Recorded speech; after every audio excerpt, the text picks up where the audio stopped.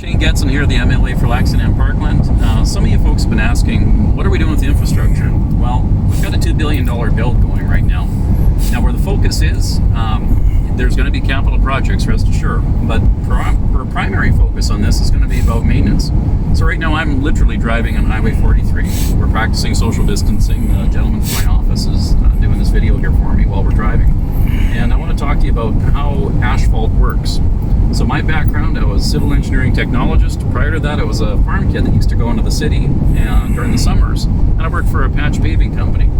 So they were a small little paving company. I learned tons about asphalt, the material properties, etc., working with it. And then once I went to college, I actually learned all the science behind it and different mix designs, etc., etc. So, long and the short of it, two differences between concrete and asphalt.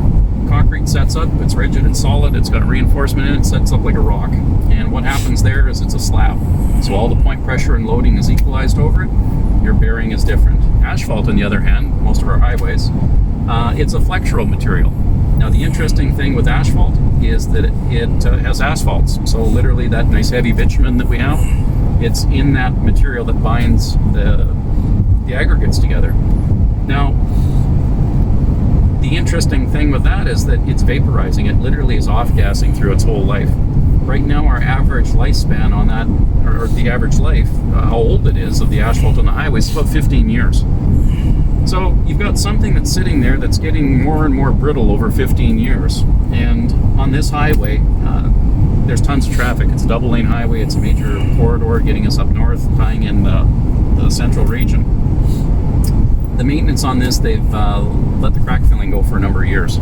So when you get a freeze-thaw cycle, you get something that's getting brittle and you have high frequency and heavy loads on it, it's literally putting a lot of stress on it. And that's where you get these cracks. It shows up in different areas and locations. Now, if you have aggregate underneath in different layers, and you got different layers of asphalts that are literally layer like a cake, one on top of the other, different materials, different sizes of rocks in the aggregate itself, and you've got water penetrating into that. So we all know you put water in the ice cube tray and it expands, and then it thaws and contracts, thaws and contracts. So that's the motion that's typically taking place on that asphalt. When the water gets underneath in those cracks, it starts to pop it, and that's why we're seeing all those pressures predominantly in the spring when you've got your frost lenses coming out and it's pushing it. So what are we going to do this year? Well, thank you, Minister McIver. We're going to keep maintaining these darn roads. We're going to get back to that crack filling program, fix up the potholes, overlay the areas that we need to have fixed, and we'll look at some other expansion areas where we're going to diversify the economy, grow it out,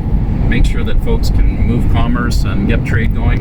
And the priorities, from my understanding on this, it isn't just going to be whose area you happen to be in or which project you pick from a hat anymore. It's going to be based on safety and quality. So basically, the safety side of things, if there's safety issues for the public, absolutely. Quality of it, make sure that the roads that need it the most are getting it during their life cycle. And I guess the third thing would be on the actual commerce side. It has to drive it. It has to be part of the economy. It has to make sense. So if we can get things moving forward to help keep that economy going, because we're in relaunch right now, it's going to be important. So Highway 16 and Highway 43 and Highway 37, and I can rattle off a few. Folks have been asking, are they getting fixed? Absolutely. That's what we're going to do to get things rolling again, make sure our infrastructure is there for years to come. Thanks, folks. Drive safe.